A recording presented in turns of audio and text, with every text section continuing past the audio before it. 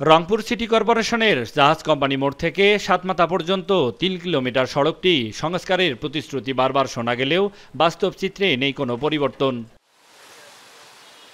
নগরীর গুরুত্বপূর্ণ রাস্তাটি খানাখন্দে বেহাল অবস্থা হওয়ায় চরম দুর্ভোগে নগরবাসী।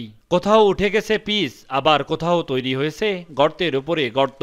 এমন বেহাল দশায় চরম দুর্ভোগে পড়েছে সাধারণ মানুষ। অনেক ভাঙা, এই রাস্তায় গেইতে আমাদের অনেক কষ্ট হয়, যাত্রীর অনেক সমস্যা হয়। এই রাস্তা চলাচল করতে আমাদের নিজেরও সমস্যা, যাত্রীর সমস্যা, গাড়িরও সমস্যা। রাস্তাঘাটে মানুষের অসুবিধা চলাচল। নগরীর প্রাণকেন্দ্রে এমন সড়কে ভোগান্তি দিন দিন বেড়েই চলছে।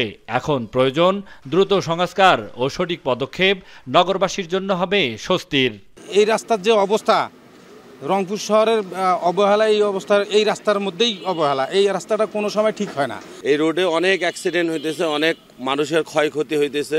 রোড সংস্কার হওয়ার দরকার, সবারের জন্য ভালো হয়। প্রকল্পের জটিলতায় সংস্কার সম্ভব হয়নি, তবে খুব শীঘ্রই রাস্তাটি সংস্কার হবে বলে জানান সিটি কর্পোরেশনের এই কর্মকর্তা।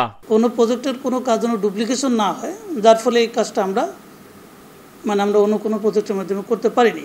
নতুনভাবে অন্য আরেকটা প্রকল্পের অন্তর্ভুক্ত করছি আমরা।